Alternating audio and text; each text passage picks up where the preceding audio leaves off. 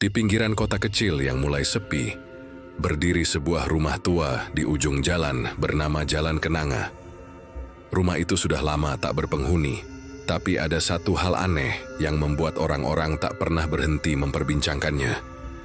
Lampu di teras rumah itu tak pernah padam. Siang atau malam, hujan atau panas, lampu itu selalu menyala redup, seperti mata yang mengintip dari kegelapan. Penduduk sekitar sudah terbiasa melewatinya. Sebagian dengan cepat mempercepat langkah, sebagian lain menunduk pura-pura tak melihat. Tak ada yang berani mendekat, apalagi mencari tahu siapa yang menyalakan lampu itu. Namun bagi sebagian orang, rasa penasaran adalah sebuah kutukan. Dan kutukan itulah yang suatu malam menjerat seorang pria bernama Raka, seorang petugas kelistrikan yang baru dipindahkan ke daerah itu. Malam itu, Raka ditugaskan memeriksa gangguan listrik di kawasan Jalan Kenanga. Catatan di kantornya menunjukkan ada satu rumah yang menggunakan daya terus-menerus, meskipun tercatat tak berpenghuni selama lebih dari 5 tahun. Nomor rumahnya, 39. Saat ia tiba, malam sudah pekat. Cahaya kuning dari lampu rumah itu memantul di jalanan yang basah, seperti obor yang menuntun langkahnya. Tak ada suara, tak ada tanda kehidupan, hanya angin yang membawa bau tanah dan karat dari pagar besi yang sudah tua. Raka membuka catatannya, memastikan alamatnya sudah benar, lalu menatap rumah itu sekali lagi. Ket jendelanya terkelupas, tirainya robek dan menggantung, tapi cahaya lampunya masih menyala stabil. Terlalu stabil untuk ukuran rumah tua. Ia melangkah perlahan ke halaman depan. Tanahnya terasa lembek, seolah baru saja diguyur hujan, meski langit kering tanpa awan. Semakin dekat ia ke pintu, semakin aneh rasanya. Udara di sekitarnya terasa dingin, tapi dari bawah pintu tercium bau hangus yang samar, seperti plastik terbakar. Dengan sedikit ragu, Raka mendorong pintu yang ternyata tidak terkunci. Di dalam, ruang tamu itu gelap dan penuh debu. Debu menutupi hampir seluruh permukaan perabotan yang ditinggalkan.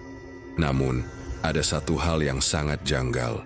Bohlam yang tergantung di langit-langit bersih, seolah baru diganti kemarin.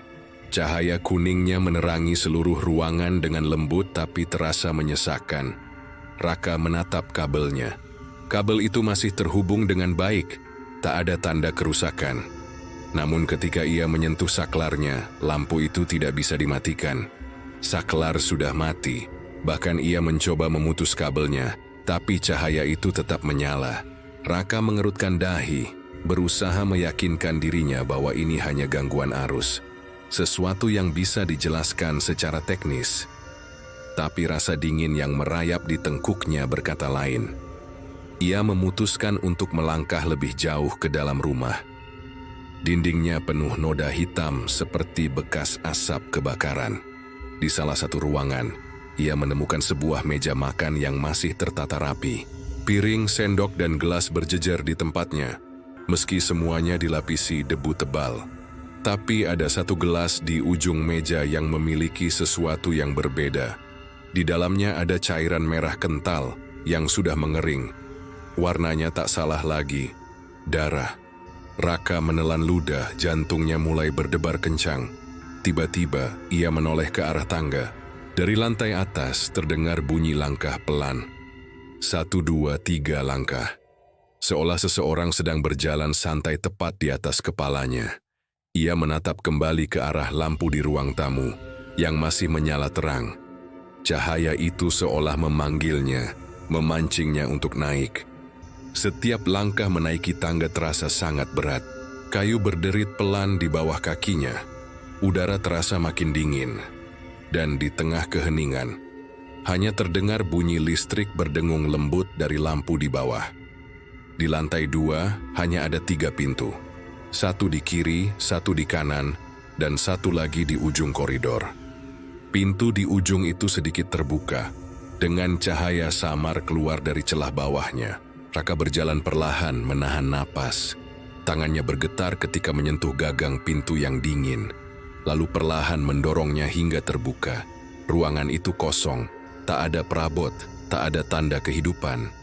Hanya ada satu bohlam di tengah langit-langit, menyala terang tanpa sumber listrik yang terlihat. Kabelnya menggantung, terputus di tengah udara, tapi tetap menyala.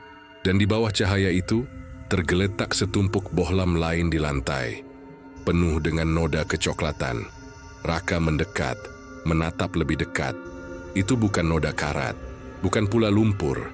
Warnanya lebih pekat, itu darah. Saat ia memeriksa salah satu bohlam, ia melihat sesuatu di dalam kaca seperti serabut hitam yang melingkar. Tapi ketika Raka menatap lebih lama, ia sadar itu bukan serabut, itu adalah urat manusia. Tiba-tiba seluruh lampu di rumah bergetar, berkedip cepat.